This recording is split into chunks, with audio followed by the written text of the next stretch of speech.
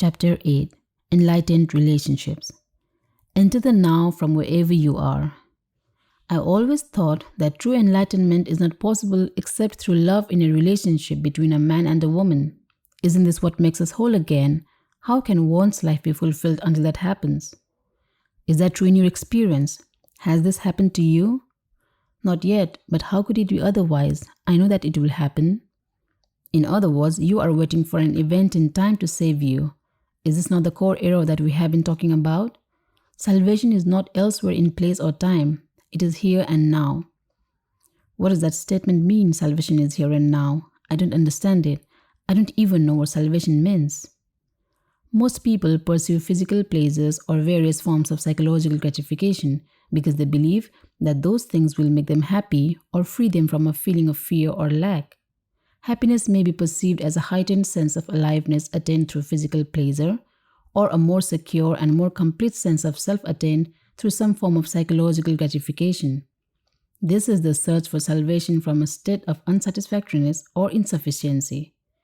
Invariably, any satisfaction that they obtain is short-lived, so the condition of satisfaction or fulfillment is usually projected once again onto an imaginary point away from the here and now. When I obtain this or am free of that, then I will be okay. This is the unconscious mindset that creates the illusion of salvation in the future. True salvation is fulfillment, peace, life in all its fullness. It is to be who you are, to feel within you the good that has no opposite, the joy of being that depends on nothing outside itself. It is felt not as a passing experience, but as an abiding presence. In theistic language, it is to know God, not as something outside you, but as your own innermost essence. True salvation is to know yourself as an inseparable part of the timeless and formless one life from which all that exists derives its being.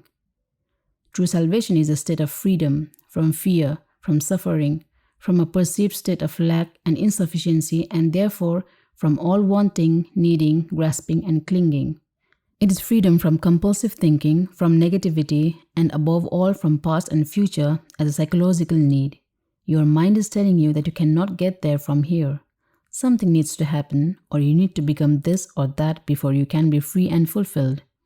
It is saying, in fact, that you need time, that you need to find, sort out, do, achieve, acquire, become, or understand something before you can be free or complete.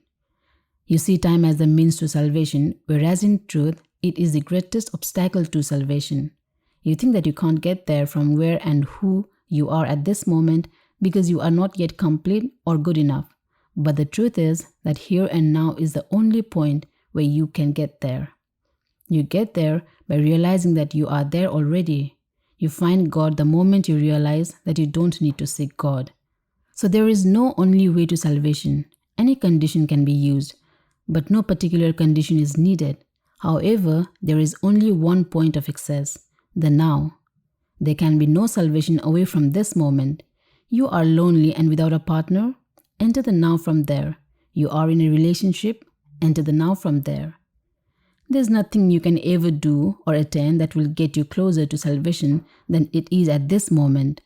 This may be hard to grasp for a mind accustomed to thinking that everything worthwhile is in the future.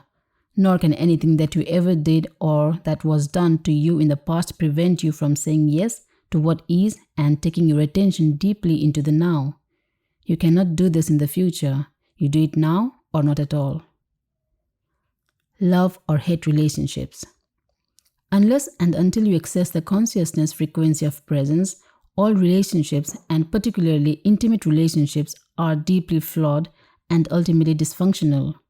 They may seem perfect for a while, such as when you are in love, but invariably, that apparent perfection gets disrupted as arguments, conflicts, dissatisfaction, and emotional or even physical violence occur with increasing frequency. It seems that most love relationships become love or hate relationships before long. Love can then turn into savage attack, feelings of hostility, or complete withdrawal of affection at the flick of a switch. This is considered normal. The relationship then oscillates for a while, a few months or a few years, between the polarities of love and hate, and it gives you as much pleasure as it gives you pain. It is not uncommon for couples to become addicted to those cycles. Their drama makes them feel alive. When a balance between the positive or negative polarities is lost and the negative, destructive cycles occur with increasing frequency and intensity, which tends to happen sooner or later, then it will not be long before the relationship finally collapses. It may appear that if you could only eliminate the negative or destructive cycles, then all would be well and the relationship would flower beautifully. But alas, this is not possible. The polarities are mutually interdependent. You cannot have one without the other. The positive already contains within itself the as yet unmanifested negative. Both are in fact different aspects of the same dysfunction. I am speaking here of what are commonly called romantic relationship, not of true love, which has no opposite because it arises from beyond the mind. Love as a continuous state is as yet very rare as conscious human beings. Brief and elusive glimpses of love, however, are possible whenever there is a gap in the stream of mind. The negative side of a relationship is, of course, more easily recognizable as dysfunctional than the positive one. And it is also easier to recognize the source of negativity in your partner than to see it in yourself. It can manifest in many forms: possessiveness, jealousy, control, withdrawal, and unspoken resentment, the need to be right, insensitivity and self-absorption, emotional demands and manipulation, the urge to argue, criticize, judge, blame, or attack, anger, unconscious revenge for past pain inflicted by a parent, and rage and physical violence. On the positive side, you are in love with your partner. This is at first a deeply satisfying state. You feel intensely alive. Your existence has suddenly become meaningful because someone needs you, wants you, and makes you feel special, and you do the same for him or her. When you are together, you feel whole. The feeling can become so intense that the rest of the world fades into insignificance. However, you may also have noticed that there is a neediness and a clinging quality to that intensity. You become addicted to the other person. He or she acts on you like a drug. You are on a high when the drug is available, but even the possibility or the thought that he or she might no longer be there for you can lead to jealousy, possessiveness, attempts at manipulation through emotional blackmail, blaming and accusing, fear or loss. If the other person does leave you, this can give rise to the most intense hostility or the most profound grief and despair. In an instant, loving tenderness can turn into a savage attack or dreadful grief. Where is the love now? Can love change into its opposite in an instant? Was it love in the first place, or just an addictive grasping and clinging? Addiction and the search for wholeness. Why should we become addicted to another person? The reason why the romantic love relationship is such an intense and universally sought after experience is that it seems to offer liberation from a deep-seated state of fear, need, lack, and incompleteness that is part of the human condition in its unredeemed and unenlightened state. There is a physical as well as a psychological dimension to this state. On the physical level, you are obviously not whole, nor will you ever be. You are either a man or a woman, which is to say, one half of the whole. On this level, the longing for wholeness, the return to oneness, manifests as male-female attraction, man's need for a woman, woman's need for a man. It is an almost irresistible urge for union with the opposite energy polarity. The root of this physical urge is a spiritual one, the longing for an end to duality, a return to the state of wholeness. Sexual union is the closest you can get to this state on the physical level. This is why it is the most deeply satisfying experience the physical realm can offer. But sexual union is no more than a fleeting glimpse of wholeness, an instant of bliss. As long as it is unconsciously sought as a means of salvation, you are seeking the end of duality on the level of form, where it cannot be found. You are given a tantalizing glimpse of heaven, but you are not allowed to dwell there and find yourself again in a separate body.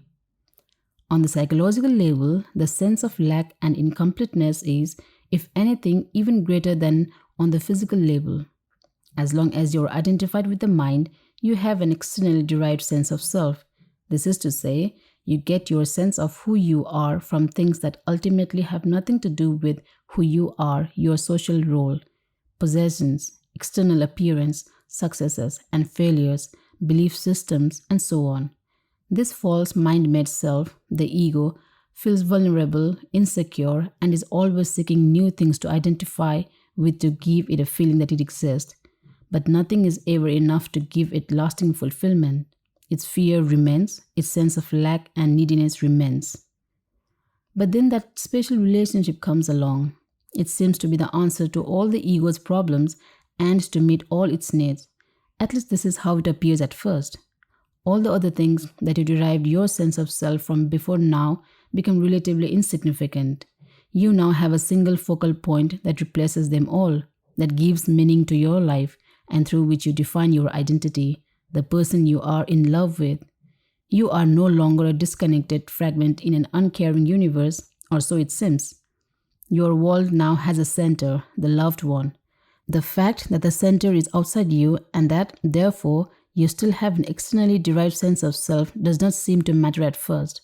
What matters is that the underlying feelings of incompleteness, of fear, lack, and unfulfillment so characteristic of the egoic state are no longer there, or are they? Have they dissolved, or do they continue to exist underneath the happy surface reality? If in your relationships you experience both love and the opposite of love, attack, emotional violence, and so on, then it is likely that you are confusing ego attachment and addictive clinging with love. You cannot love your partner one moment and attack him or her the next. True love has no opposite.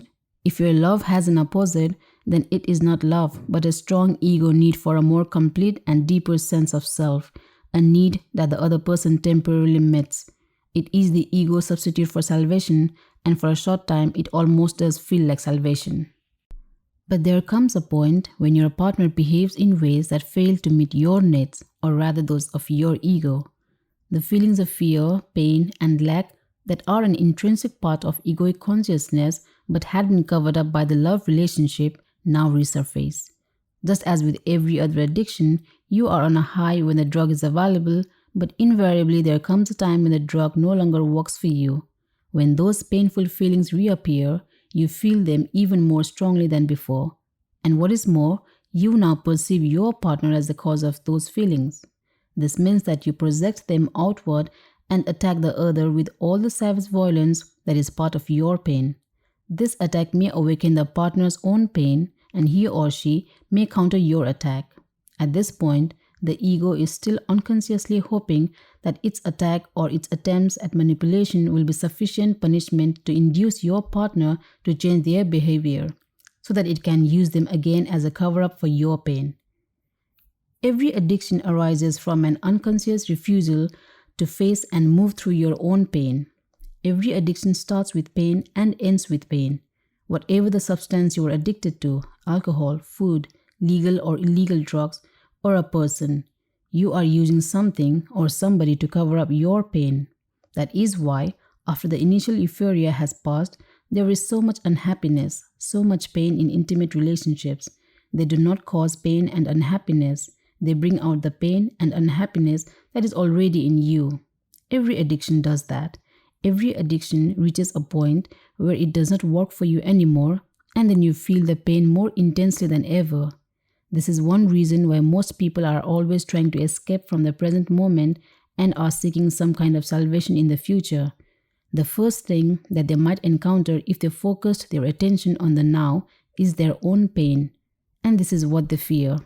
If they only knew how easy it is to access in the now, the power of presence that dissolves the past and its pain, the reality that dissolves the illusion. If they only knew how close they are to their own reality, how close to God. Avoidance of relationships in an attempt to avoid pain is not the answer either. The pain is there anyway. 3 failed relationships in as many years are more likely to force you into awakening than 3 years on a desert island or shut away in your room. But if you could bring intense presence into your aloneness, that would work for you too.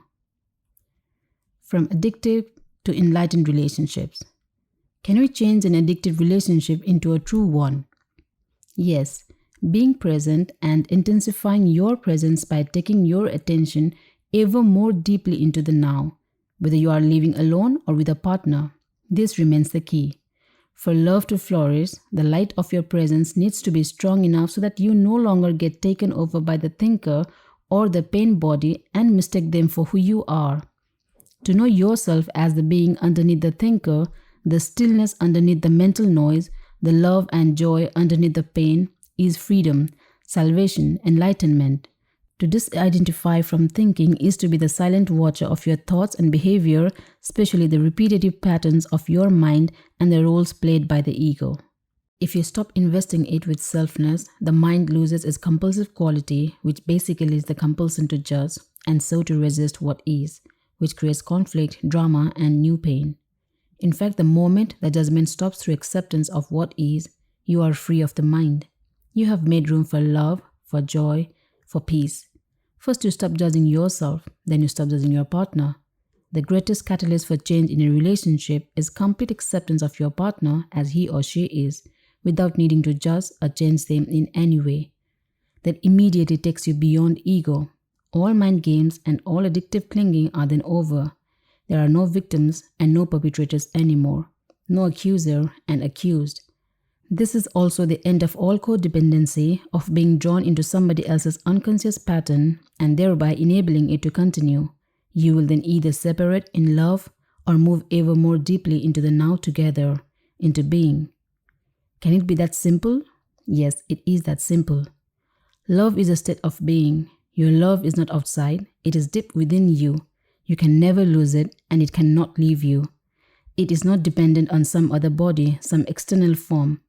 In the stillness of your presence, you can feel your own formless and timeless reality as the unmanifested life that animates your physical form. You can then feel the same life deep within every other human and every other creature. You look beyond the veil of form and separation. This is a realization of oneness. This is love. What is God? The eternal one life underneath all the forms of life. What is love? To feel the presence of that one life deep within yourself and within all creatures, to be it. Therefore, all love is the love of God. Love is not selective, just as the light of the sun is not selective. It does not make one person special. It is not exclusive. Exclusivity is not the love of God, but the love of ego. However, the intensity with which true love is felt can vary. There may be one person who reflects your love back to you more clearly and more intensely than others, and if that person feels the same towards you, it can be said that you are in a love relationship with him or her. The bond that connects you with that person is the same bond that connects you with the person sitting next to you on a bus or with a bird, a tree, a flower. Only the degree of intensity with which it is felt differs.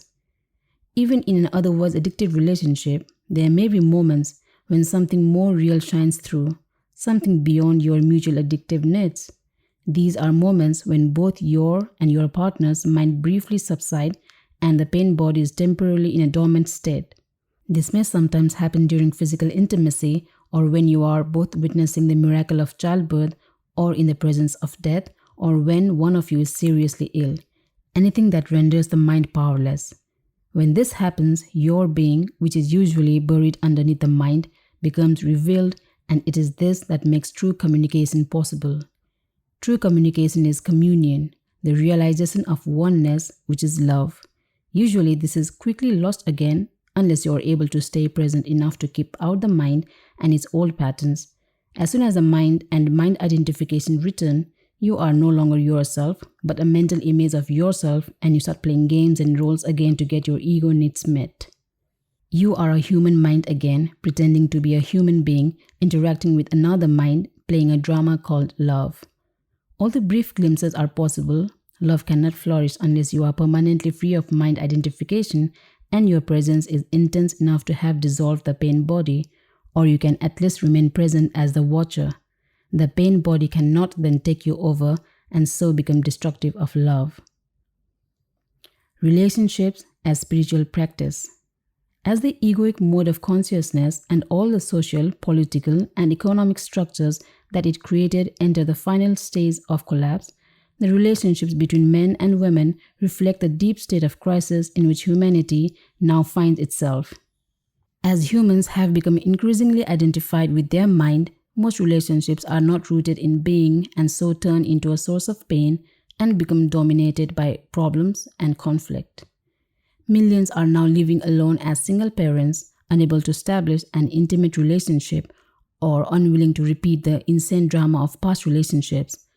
Others go from one relationship to another, from one pleasure and pain cycle to another, in search of the elusive goal of fulfillment through union with the opposite energy polarity.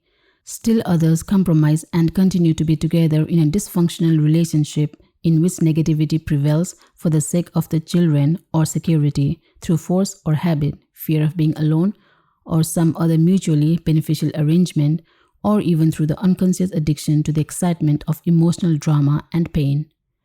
However, every crisis represents not only danger but also opportunity. If relationships energize and magnify egoic mind patterns and activate the pain body as they do at this time, why not accept this fact rather than try to escape from it? Why not cooperate with it instead of avoiding relationships or continuing to pursue the phantom of an ideal partner as an answer to your problems or a means of feeling fulfilled? The opportunity that is concealed within every crisis does not manifest until all the facts of any given situation are acknowledged and fully accepted. As long as you deny them, as long as you try to escape from them or wish that things were different, the window of opportunity does not open up, and you remain trapped inside that situation, which will remain the same or deteriorate further. With the acknowledgement and acceptance of the facts also comes a degree of freedom from them. For example, when you know there is disharmony and you hold that knowing through your knowing a new factor has come in and the disharmony cannot remain unchanged. When you know you are not at peace, your knowing creates a still space that surrounds your non-peace in a loving and tender embrace and then transmutes your non-peace into peace. As far as inner transformation is concerned, there is nothing you can do about it. You cannot transform yourself and you certainly cannot transform your partner or anybody else. All you can do is create a space for transformation to happen, for grace and love to enter. So whenever your relationship is not working, whenever it brings out the madness in you and in your partner, be glad. What was unconscious is being brought up to the light. It is an opportunity for salvation. Every moment, hold the knowing of that moment, particularly of your inner state. If there is anger, know that there is anger. If there is jealousy, defensiveness, the urge to argue, the need to be right, an inner child demanding love and attention, or emotional pain of any kind, whatever it is, know the reality of that moment and hold the knowing. The relationship then becomes your sadhana, your spiritual practice. If you observe unconscious behavior in your partner, hold it in the loving embrace of your knowing so that you won't react. Unconsciousness and knowing cannot coexist for long, even if the knowing is only in the other person and not in the one who is acting out the unconsciousness. The energy form that lies behind hostility and attack finds the presence of love absolutely intolerable. If you react at all to your partner's unconsciousness, you become unconscious yourself. But if you then remember to know your reaction, nothing is lost. Humanity is under great pressure to evolve because it is our only chance of survival as a race. This will affect every aspect of your life and close relationships in particular. Never before have relationships been as problematic and conflict-ridden as they are now. As you may have noticed, they are not here to make you happy or fulfilled. If you continue to pursue the goal of salvation through a relationship, you will be disillusioned again and again. But if you accept that the relationship is here to make you conscious instead of happy, then the relationship will offer you salvation and you will be aligning yourself with the higher consciousness that wants to be born into this world. For those who hold on to the old patterns, there will be increasing pain, violence, confusion, and madness. I suppose that it takes two to make a relationship into a spiritual practice, as you suggest. For example, my partner is still acting out his old patterns of jealousy and control. I have pointed this out many times, but he is unable to see it. How many people does it take to make your life into a spiritual practice? Never mind if your partner will not cooperate. Sanity, consciousness can only come into this world through you. You do not need to wait for the world to become sane or for somebody else to become conscious before you can be enlightened. You may wait forever. Do not accuse each other of being unconscious. The moment you start to argue, you have identified with a mental position and are now defending not only that position but also your sense of self. The ego is in charge. You have become unconscious. At times, it may be appropriate to point out certain aspects of your partner's behavior. If you are very alert, very present, you can do so without ego involvement, without blaming, accusing, or making the other wrong. When your partner behaves unconsciously, relinquish all judgment. Judgment is either to confuse someone's unconscious behavior with who they are or to project your own unconsciousness onto another person and mistake that for who they are. To relinquish judgment does not mean that you do not recognize dysfunction and unconsciousness when you say it. It means being the knowing rather than being the reaction and the judge. You will then either be totally free of reaction or you may react and still be the knowing, the space in which the reaction is watched and allowed to be. Instead of fighting the darkness, you bring in the light. Instead of reacting to delusion, you see the delusion, yet at the same time look through it. Being the knowing creates a clear space of loving presence that allows all things and all people to be as they are. No greater catalyst for transformation exists. If you practice this, your partner cannot stay with you and remain unconscious. If you both agree that the relationship will be your spiritual practice, so much the better. You can then express your thoughts and feelings to each other as soon as they occur or as soon as a reaction comes up, so that you do not create a time gap in which an unexpressed or unacknowledged emotion or grievance can fester and grow. Learn to give expression to what you feel without blaming. Learn to listen to your partner in an open, non-defensive way. Give your partner space for expressing himself or herself. Be present. Accusing, defending, attacking, all those patterns that are designed to strengthen or protect the ego or to get its needs met will then become redundant. Giving space to others and to yourself is vital. Love cannot flourish without it. When you have removed the two factors that are destructive to relationships, when the pain body has been transmuted and you are no longer identified with mind and mental positions, and if your partner has done the same, you'll experience the bliss of the flowering of relationship. Instead of mirroring to each other your pain and your unconsciousness, instead of satisfying your mutual addictive ego needs, you will reflect back to each other the love that you feel deep within, the love that comes with the realization of your oneness with all that is. This is the love that has no opposite. If your partner is still identified with the mind and the pain body while you are already free, this will represent a major challenge, not to you, but to your partner. It is not easy to live with an enlightened person, or rather it is so easy that the ego finds it extremely threatening. Remember that the ego needs problems, conflict, and enemies to strengthen the sense of separateness on which its identity depends.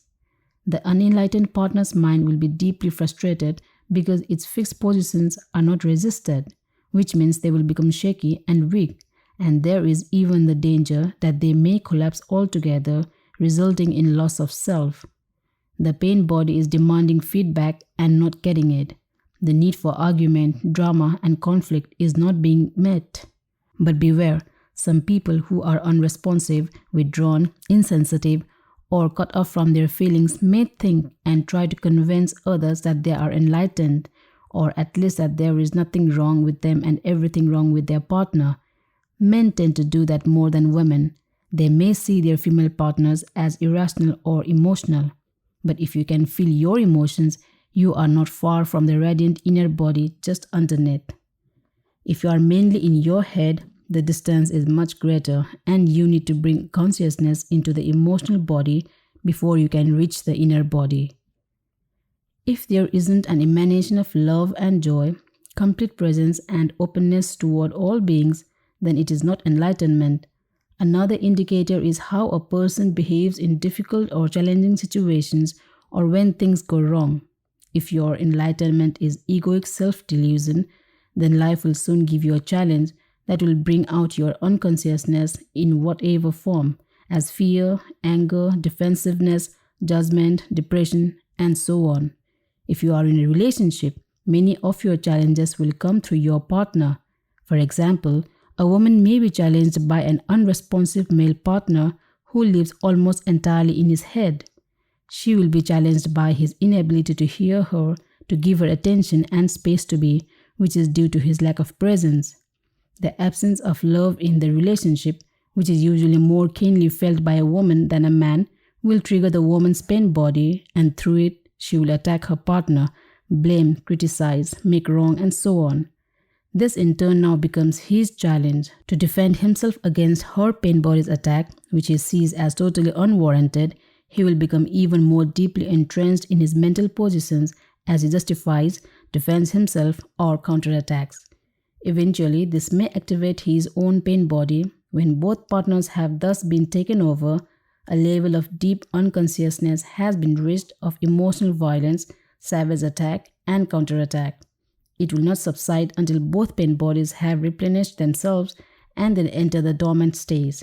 Until the next time.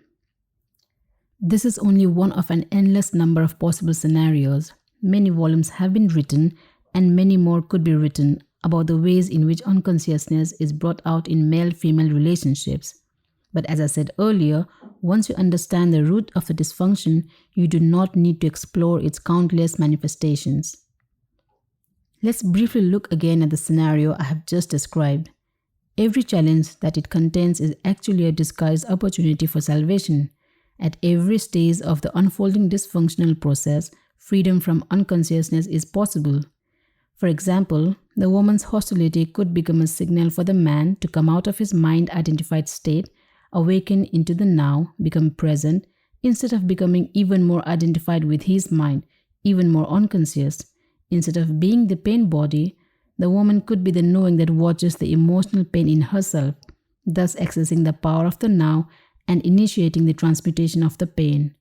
This would remove the compulsive and automatic outward projection of it.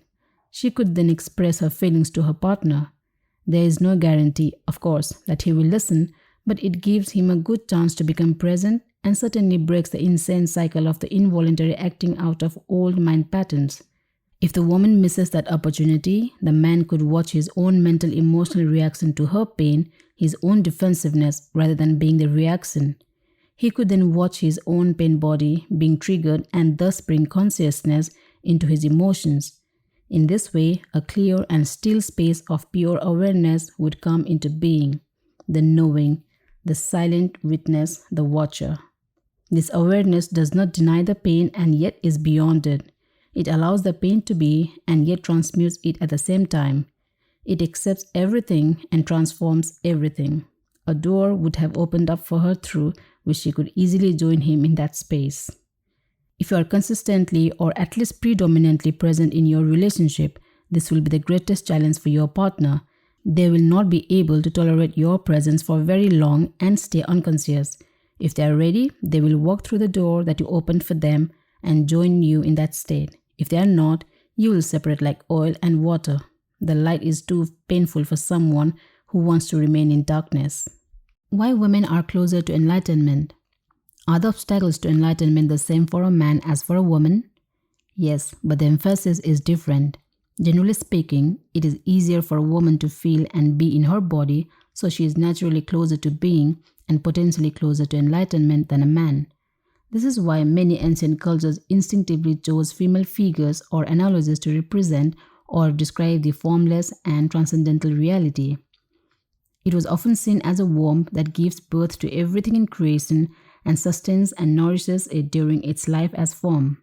In the Tao Te Ching, one of the most ancient and profound books ever written, the Tao, which could be translated as being, is described as infinite, eternally present, the mother of the universe. Naturally, women are closer to it than men since they virtually embody the unmanifested. What is more, all creatures and all things must eventually return to the source.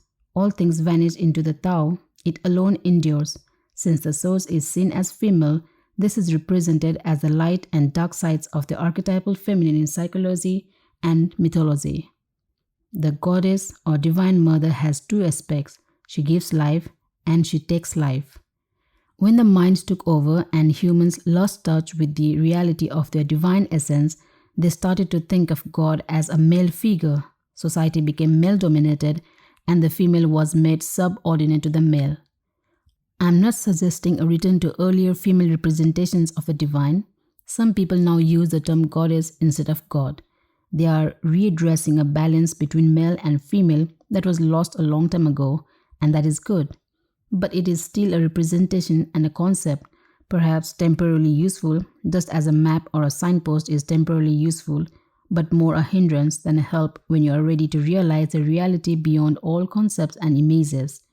What does remain true, however, is that the energy frequency of the mind appears to be essentially male.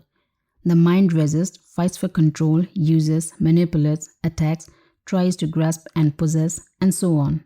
This is why the traditional god is a patriarchal, controlling authority figure, an often angry man who you should live in fear of, as the Old Testament suggests.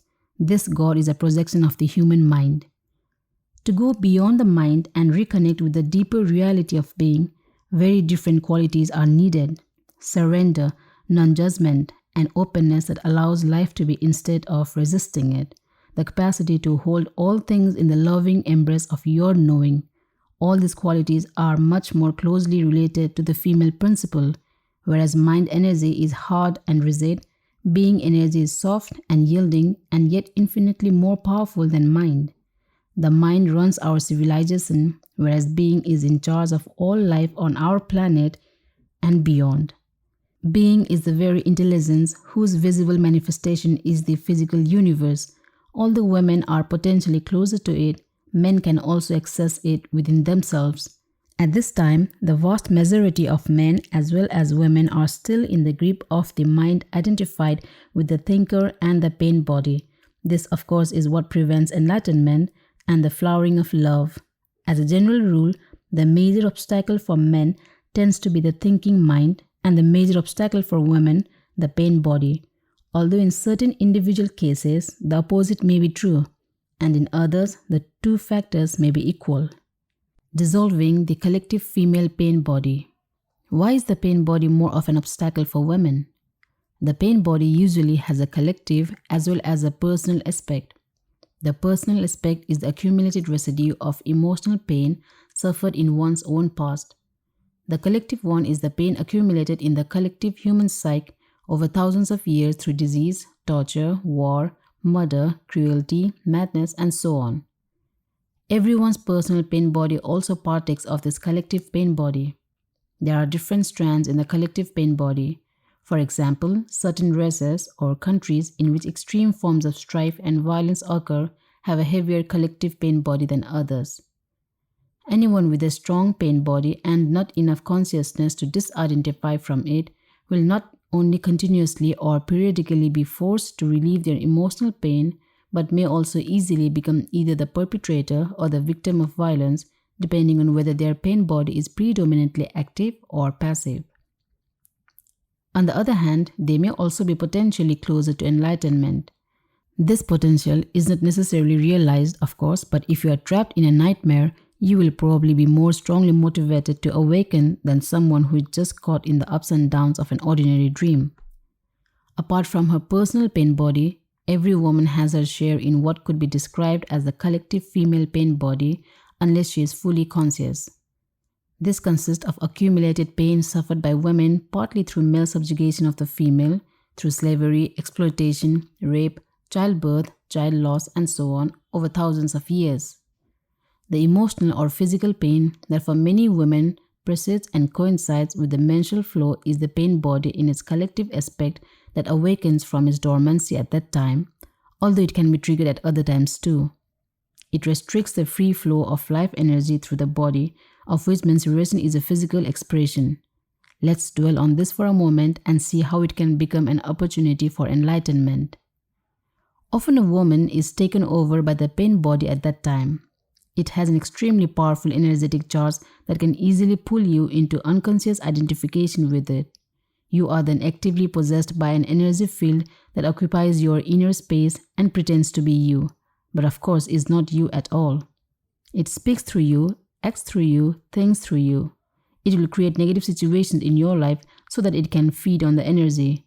It wants more pain in whatever form. I have described this process already. It can be vicious and destructive. It is pure pain, past pain, and it is not you. The number of women who are now approaching the fully conscious state already exceeds that of men and will be growing even faster in the years to come. Men may catch up with them in the end, but for some considerable time, there will be a gap between the consciousness of men and that of women. Women are regaining the function that is their birthright and therefore comes to them more naturally than it does to men, to be a breeze between the manifested world and the unmanifested, between physically and spirit. Your main task as a woman now is to transmute the pain body so that it no longer comes between you and your true self, the essence of who you are. Of course, you also have to deal with the other obstacle to enlightenment, which is the thinking mind, but the intense presence you generate when dealing with the pain body will also free you from identification with the mind. The first thing to remember is this: as long as you make an identity for yourself out of the pain, you cannot become free of it. As long as part of your sense of self is invested in your emotional pain, you will unconsciously resist or sabotage every attempt that you make to heal that pain. Why? Quite simply because you want to keep yourself intact, and the pain has become an essential part of you. This is an unconscious process, and the only way to overcome it is to make it conscious. To suddenly see that you are or have been attached to your pain can be quite a shocking realization. The moment you realize this, you have broken the attachment. The pain body is an energy field, almost like an entity that has become temporarily lost in your inner space. It is life energy that has become trapped, energy that is no longer flowing. Of course, the pain body is there because of certain things that happened in the past. It is the living past in you, and if you identify with it, you identify with the past. A victim identity is the belief that the past is more powerful than the present, which is the opposite of the truth. It is the belief that other people and what they did to you are responsible for who you are now, for your emotional pain or your inability to be your true self. The truth is that the only power there is contained within this moment. It is the power of your presence. Once you know that, you also realize that you are responsible for your inner space now, nobody else's, and that the past cannot prevail against the power of the now. So identification prevents you from dealing with the pain body. Some women who are already conscious enough to have relinquished their victim identity on the personal level are still holding onto a collective victim identity. What men did to women. They are right, and they are also wrong. They are right in as much as the collective female pain body is in large part due to male violence inflicted on women and repression of the female principle throughout the planet over millennia. They are wrong if they derive a sense of self from this fact and thereby keep themselves imprisoned in a collective victim identity. If a woman is still holding on to anger, resentment, or condemnation, she is holding on to her pain body. This may give her a comforting sense of identity, of solidarity with other women, but it is keeping her in bondage to the past and blocking full access to her essence and true power. If women exclude themselves from men, that fosters a sense of separation and therefore a strengthening of the ego, and the stronger the ego, the more distant you are from your true nature. So do not use the pain body to give you an identity. Use it for enlightenment instead. Transmute it into consciousness. One of the best times for this is during menses. I believe that in the years to come, many women will enter the fully conscious state during that time.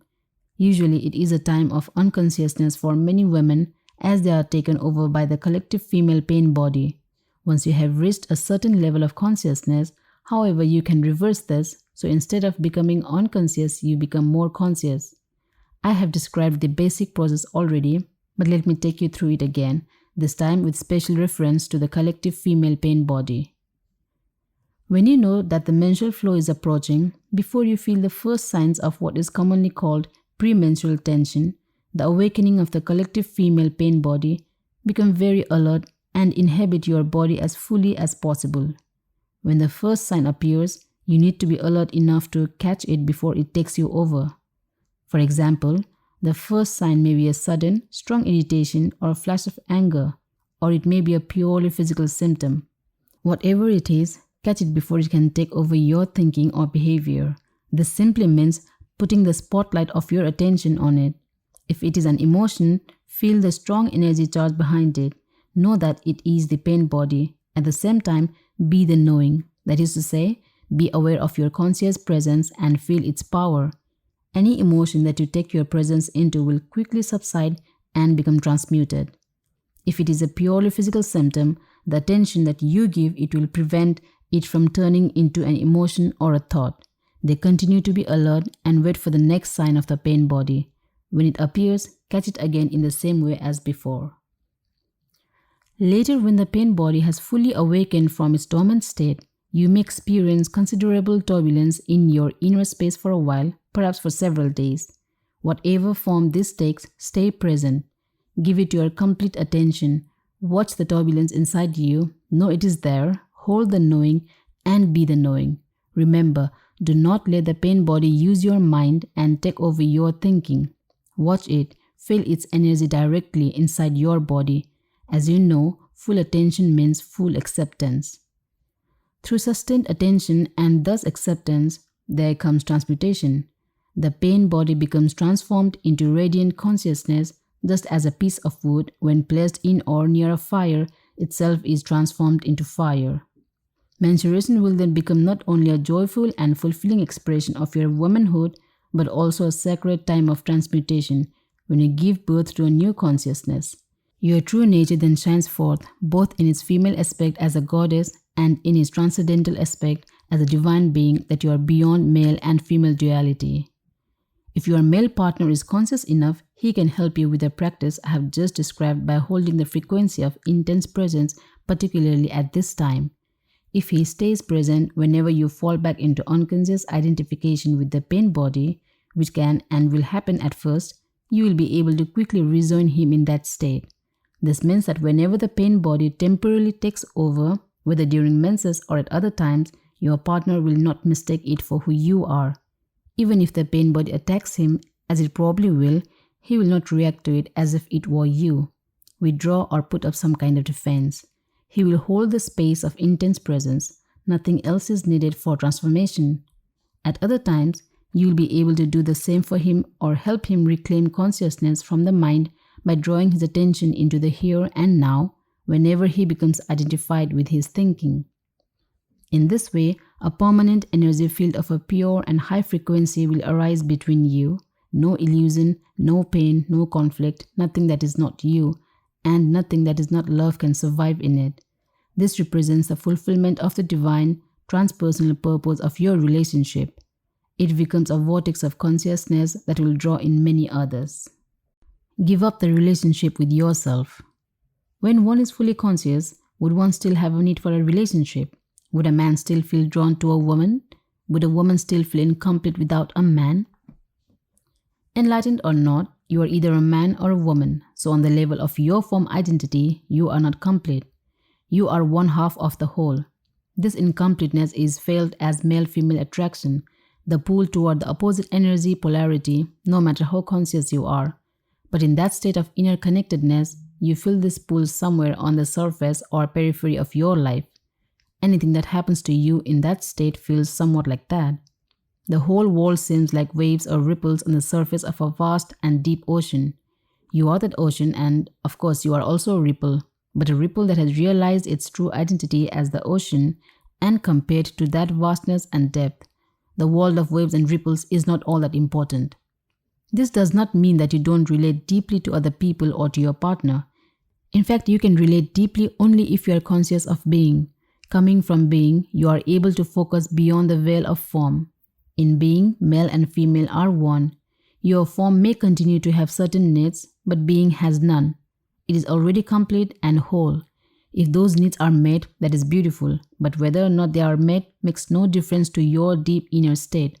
So it is perfectly possible for an enlightened person, if the need for the male or female polarity is not met, to feel a sense of lack or incompleteness on the outer level of his or her being, yet at the same time be totally complete, fulfilled, and at peace within. In the quest for enlightenment, is being gay a help or a hindrance, or does it not make any difference? As you approach adulthood, uncertainty about your sexuality followed by the realization that you are different from others may force you to disidentify from socially conditioned patterns of thought and behavior. This will automatically raise your level of consciousness above that of the unconscious majority, whose members unquestioningly take on board all inherited patterns. In that respect, being gay can be a help. Being an outsider to some extent, someone who does not fit in with others or is rejected by them for whatever reason, makes life difficult, but it also places you at an advantage as far as enlightenment is concerned. It takes you out of unconsciousness almost by force. On the other hand, if you then develop a sense of identity based on your gayness, you have escaped one trap only to fall into another. You will play roles and games dictated by a mental image you have of yourself as gay. You will become unconscious. You will become unreal. Underneath your ego mask, you will become very unhappy. If this happens to you, being gay will have become a hindrance. But you always get another chance, of course. Acute unhappiness can be a great awakener. Is it not true that you need to have a good relationship with yourself and love yourself before you can have a fulfilling relationship with another person? If you cannot be at ease with yourself when you are alone, you will seek a relationship to cover up your unease. You can be sure that the unease will then reappear in some other form within the relationship, and you will probably hold your partner responsible for it. All you really need to do is accept this moment fully. You are then at ease in the here and now and at ease with yourself. But do you need to have a relationship with yourself at all? Why can't you just be yourself? When you have a relationship with yourself, you have split yourself into two, I and myself, subject and object. That mind-created duality is the root cause of all unnecessary complexity, of all problems and conflict in your life. In the state of enlightenment, you are yourself. You and yourself merge into one. You do not judge yourself. You do not feel sorry for yourself. You are not proud of yourself. You do not love yourself. You do not hate yourself, and so on. The split caused by self-reflective consciousness is healed, its curse removed. There is no self that you need to protect, defend, or feed anymore. When you are enlightened, there is one relationship that you no longer have, the relationship with yourself. Once you have given that up, all your other relationships will be love relationships.